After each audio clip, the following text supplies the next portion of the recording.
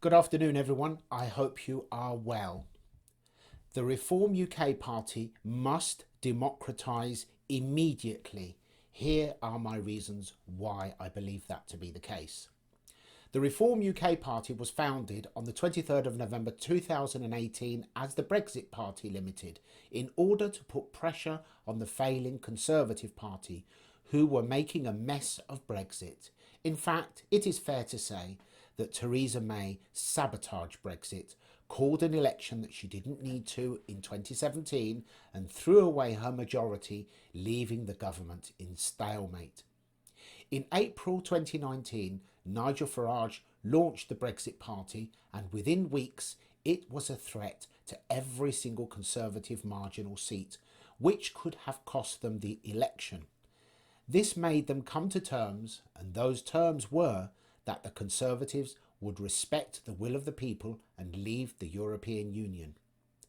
The result of this was that Boris Johnson promised to proceed with Brexit, and in return Nigel Farage stood down the Brexit Party candidates, and the Conservatives went on to win the election by a huge majority.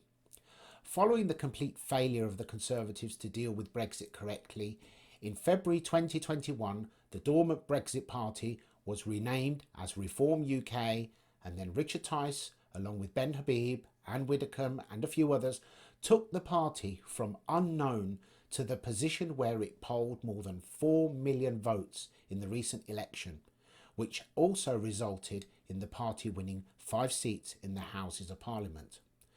But what happens now, and what needs to be done? At its conception, the quickest and easiest way to form the party was as a limited company, which simplified the process in order to allow the focus to be on the fight ahead. However, once the election was over, the very first step should have been to democratise the party immediately, or at least to announce the intention to do so as soon as possible. But why is this important? As the party gained exposure and support through the election campaign, and in particular once Nigel Farage threw his hat into the ring, the number of paid up supporters grew rapidly, reaching 65,000 at the last count. However, these supporters do not have any say in the party as they would do with the other parties, and that must change as soon as possible. Here is an example. Out of well over 600 candidates who stood for Reform UK at the election, only 5 were elected. The remainder are now in limbo because, technically speaking, they are not candidates. They have no official position, they have no say, and they really have no idea where they stand. Changes were made at the top that many supporters are not happy about, and once again, they have absolutely no right to vote or even officially voice an opinion, and that is not right. I am of the opinion that the party should move to a democratic format immediately. All those who are paid supporters should be entitled to vote. They should be organised into their respective constituencies. Then the local party could arrange monthly meetings to include the members, who would then be free to express their opinion about the party and policy. This is crucial if the party is going to become a serious force in the next election, which may not be as far away as people think. At this point, the immediate and most important process must be for the members to elect candidates for each constituency, so that the members choose their candidate, who will be accountable to them, and in turn the candidates will be reassured that they have been democratically elected by their members and have the mandate of the people to campaign for their constituency throughout this parliament, rather than the decision being made hastily as an afterthought at a later stage. Whilst many excuse this as being something that takes time, I would argue that it need not take too long, but a simple pledge to implement democracy in a few weeks or months would have sufficed at this stage, but this has not happened. I understand that there are many candidates who are older and may well have no intention of standing at the next election. For those who would like to, it is highly unfair that they have absolutely no idea where they stand. The creation of local party headquarters which could initially be the use of a social club for monthly meetings and as a physical location for members to discuss issues and when they wish, would have huge benefits to the party.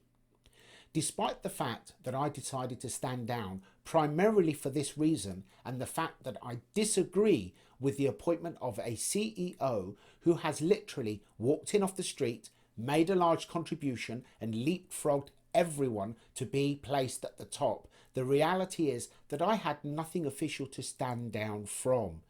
I may have upset people at a local level by taking this decision, as those who are following events will know.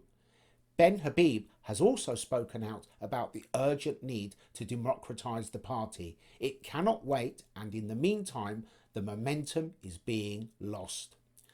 I have absolutely no objection to the democratic election of local candidates. In that event, I would stand, and whoever the members choose would be more than fine by me. But it must be democratic. It must be the choice of the members, and the members must have and deserve to have this choice. Whilst the party was created and championed by founding members, I am of the opinion that the party not only belongs to the 4 million voters, but also to the people who have paid to support the party, all those who have promoted it, campaigned for it, and those who see Reform UK as their last hope of saving the United Kingdom, which it is. But in order to do so, the party must be democratised immediately. It must be in the hands of the members and it must be accountable to them. In that regard, my position is unwavering, and if that does not please some people, then so be it. As I see it, this is a matter of urgency before the huge support for Reform UK begins to dwindle and wither away, before some very hard-working candidates who fought so hard and mostly funded their campaigns out of their own pockets begin to lose heart, and before the masses begin to feel that the party is not reflecting their wishes, but rather the wishes of one man. And that would be catastrophic.